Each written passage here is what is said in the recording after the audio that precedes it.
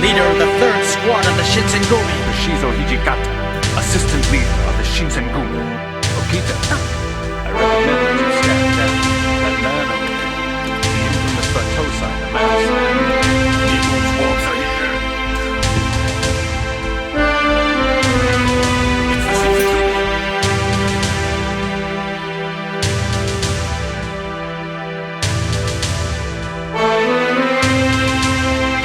What is up, guys? DT Ninja here to give you guys my RuroKen Hokkaido Arc Chapter 54 review. As always, we're going to go right into the chapter, and we're going to look right at the scans. So yeah, this chapter, obviously, it's called Villains, and it's all about the villains of Kinkaku Heki fighting against the Jupongatana, and of course, Sanosuke as well. So we start here on the first page, and we have Doi of the Kinkaku Heki basically striking her fist right in the gut of Anji here.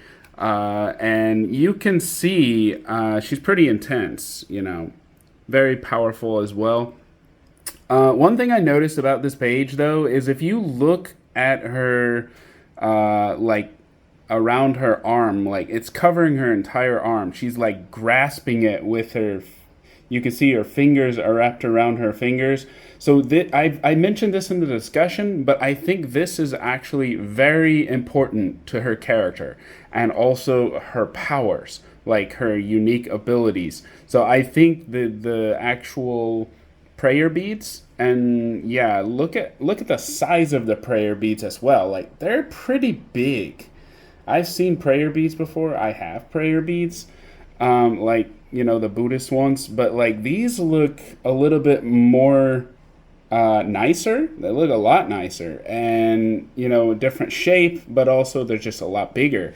And I have a feeling that there's something to them. Like, they are probably the source of her power. They could even be her own weakness. I mean, this is how they could probably defeat her. You know, for example, if you were to remove the beads completely, you know, she might have a weakness. But we're going to go into that more in the discussion. We did talk about it a little bit in the last chapter, but we're going to go more in depth. And hopefully I have some examples to share with you.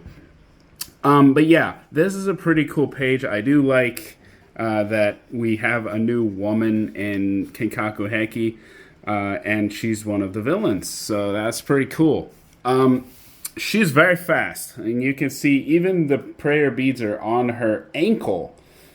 So that's another reason. Like, it's increasing her speed, and obviously she attacks full force here. You can see just Anji just completely defenseless right here because she's so fast. And he talks about her flexibility, her agility, and speed, and just it just increases her power. So yeah, it's a pretty cool ability of hers. Obviously, I mean, it's a pretty cool thing for her character. Not necessarily ability, you know. She's just fast and flexible, and obviously there's something to those beads, as I mentioned before. So let's get to the next page. We have Sanosuke here on the battlefield. And basically, he's just kind of lost in thought, and he's like, a woman? Really? Like, he's still in shock.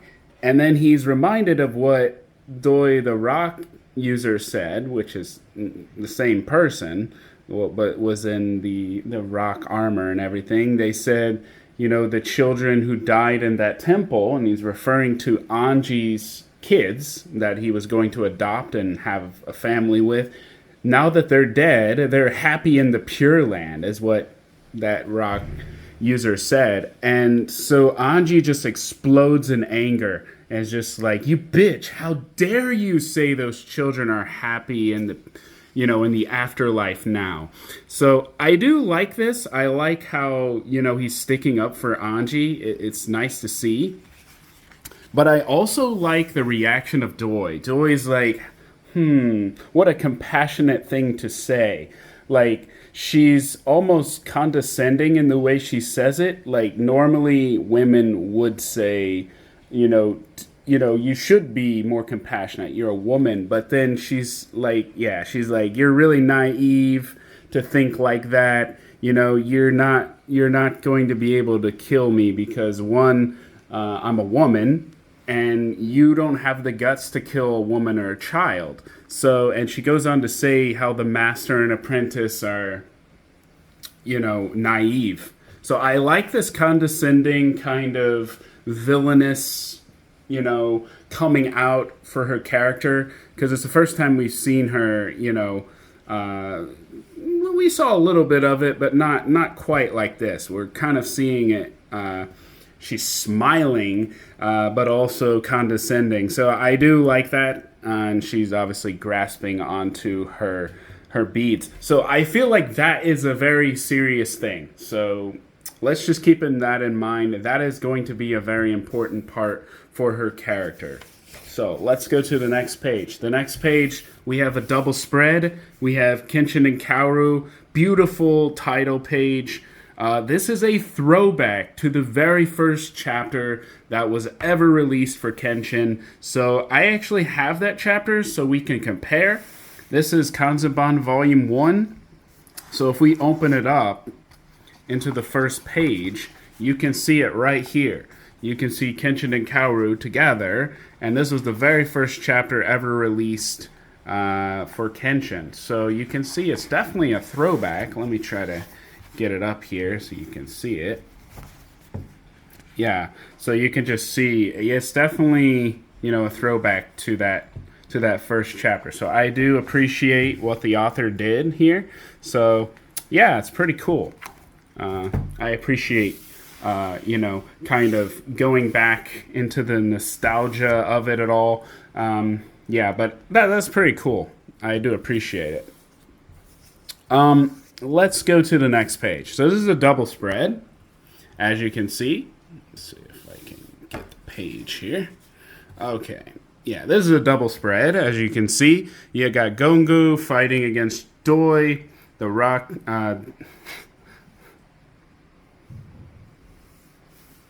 Okay, so now the next page, we have Gongu here, and he's fighting against Cho of the Jupongatana, obviously the sword hunter.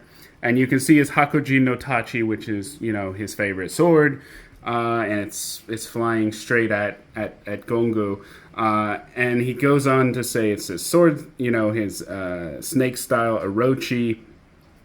And then here is very interesting. He says, I can see it. So it's interesting that he mentions this, and it shows like the confident smile. Kind of reminded me, of the previous one with Doi when she was being condescending. But here he's basically saying, "You're no match for me. I can predict your movements and everything." And then all of a sudden, look here. Oh, maybe I was wrong. What happened? What's going to happen? Oh my gosh, he's gonna hit me. And then, so it's kind of like a two-face here. Look at this, just complete confidence. And then, like, wait a minute, I misjudged it. So I like this because it actually gives a hint at Gongu's true personality. He's kind of a two-face. He kind of is fake. So, yeah, it's pretty cool. But I also like the fact that we got a double page here. Pretty cool. And then he uses Amachi. Amachi's his partner, and basically he uses him, and you can see he's calling all these zodiac characters. And the characters, the Chinese zodiac, you have all these different animals in the zodiac. And you also have mountain directions. So that's actually what he's doing. He's telling him the exact direction the blade is coming. So he's able to figure it out where it's coming. And this is where you can see the sword wraps around his blade here. And so it's a pretty cool scene. And then, of course, he jumps, once he tells him to, get out of the way. So, yeah. Let's go to the next one. Then we got Kamatari. You can see Kamatari here. And Gongu is obviously facing him as well. He got his scythe blade, obviously, chain scythe. He does Midori Benten, which is the same thing he did against Kaoru and Misao. And then, of course, Amachi's going to tell him everything. So you can see him behind him. Yeah, so he's kind of like a shield in a way. I would say Amachi is kind of a shield. That's what I noticed. In a way, he's kind of a shield, but he's not actually protecting him physically. He's protecting him by giving him directions.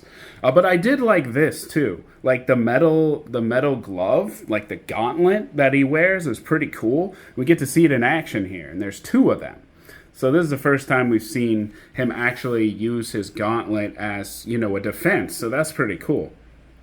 And all the blades are going everywhere, and he's able to block them all. And of course, this is from Cho and Kamatari. So that was just Cho, and then this is Kamatari. So he's able to block both of them. But it's a pretty cool scene. Next, they do manage to knock the blade out of his hand. You can see it there. But then they're worried. They're like, how can he predict all of our moves? And he says it's the kid.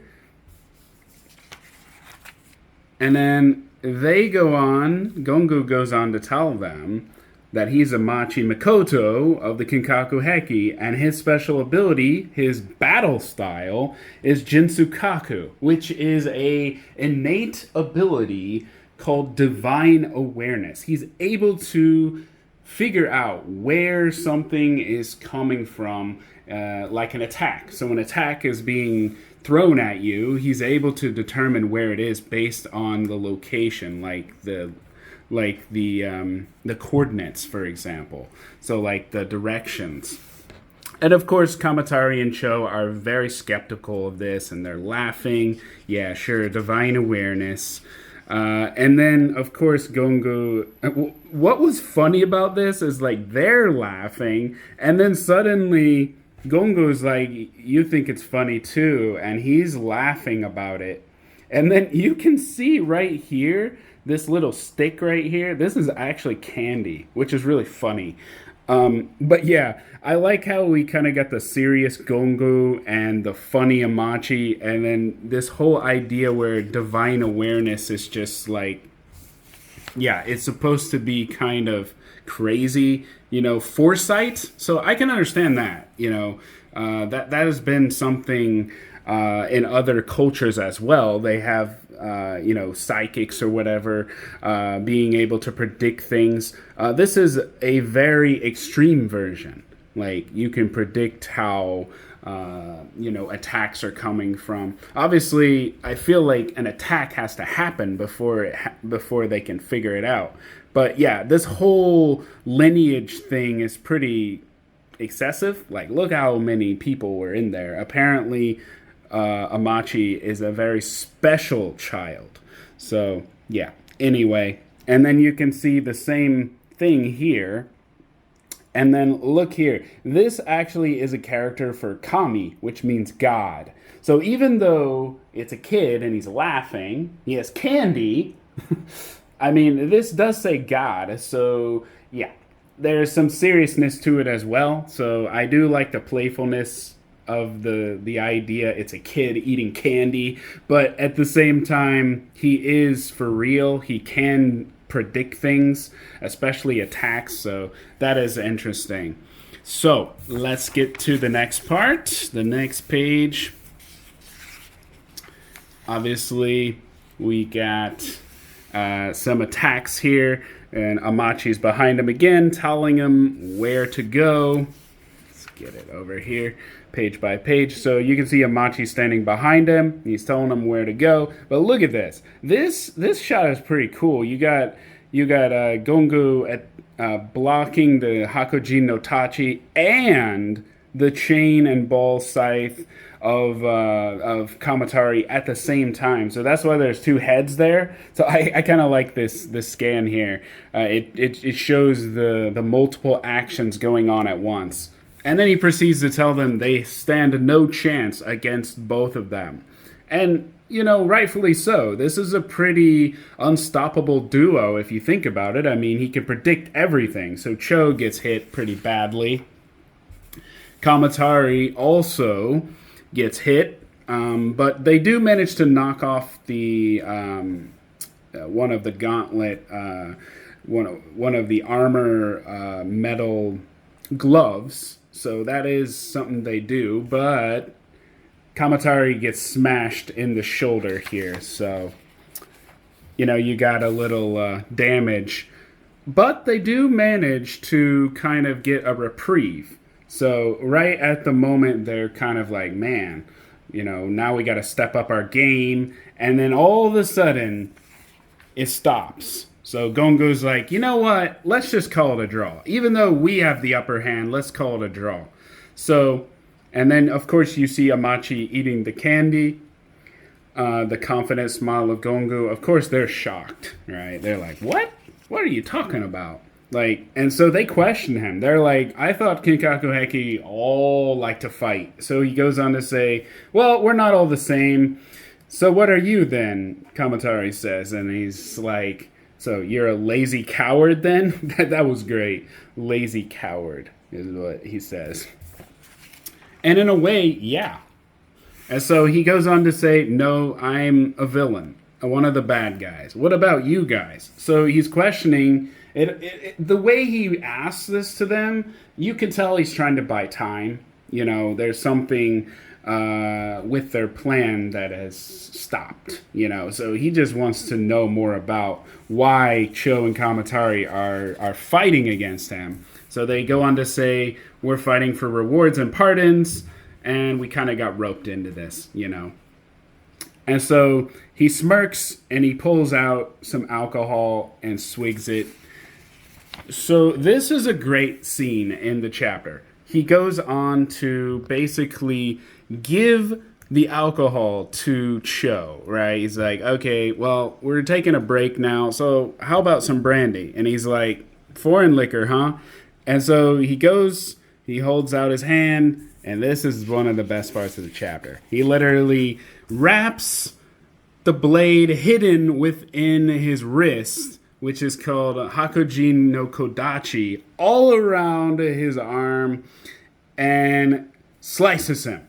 So this was a really cool scene, obviously. Probably one of the coolest scenes because it was really unexpected from me. I mean, I was unexpected. And of course, Kinkaku Heki had no idea that was coming. So that was pretty cool. And then Cho has even another, sword up his sleeve. So basically, he pulls out his other sword. And this sword has multiple blades. You can see it's called Sanjinto. So this is where he pulls out that sword. And then this is probably another one of the best panels of the chapter. I think this is probably the best. Because you get all these blades flying towards Gongo. You can see him using the blade here. And he's just getting bombarded and attacked from all directions. So a really cool scene. I like this. And of course, Kamatari, they both attack at the same time. So Kamatari's pole vaulting and strikes from above. And this is a newer attack that we've seen, Mawari Binten. Basically, it is the wheel of Binten. So it's a pole vault and striking from above. Moving on to the next page, we have Cho basically saying, don't be a coward. I think we both deserve justice. And then, of course, we see the background with the Jupongatana. Obviously, they're speaking for the Jupongatana. And we're both going to hell when we die, you and I. So I'm one of Lord Shishio's Jupongatana, and you got the crazed look in his eyes. Obviously, this is after doing all their attacks.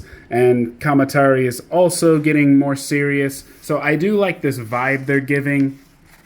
And then, of course, you got Shishio in the background. I really like that. And then this bring it kind of vibe. The scene where they have their hands out, basically come on. And so Kamatari says, come on, you little rascal. So not just a villain, but a rascal. A little rascal. Kind of funny. And shows we're going to show you what we're made of. So then you can see their outstretched hands there. They're basically come on. And he's like, don't say that. You can see him kind of recovering from their attacks, and he's bleeding in the mouth, and you can see, he's a little bit more serious with a smile on his face. Now I'm going to have to kill you. So we kind of get the counterattack from the Jupongatana in this chapter. And then at the end, Amachi bites into his candy. So yeah, we're going to get a counterattack from the Kinkaku Heki next chapter. But I really did enjoy seeing the Jupongatana in action. We got a chance to see them shine. We got to see, the Hakujin no Kodachi, which was hidden in his in his wrist glove. So that was really cool. We got to see a new sword, Sanjinto, which was basically a flying projectile type sword. So that was cool. We also got to see Kamatari's new Mowari Benten. So overall, I'd say it was a pretty good chapter. We got to see the counterattack of the Jupongatana. And we did get a decent amount of action. So anyways, guys, that's pretty much it. We will discuss further in the discussion about the Jupongatana and whether or not they can bring down these two Kinkaku Heki members. And also, we're going to talk more about Doi of Kinkaku Heki, just a little bit, but we're gonna mainly focus on this battle. So anyways, guys, I hope you guys enjoyed, and yeah, I'll see you guys in the next one.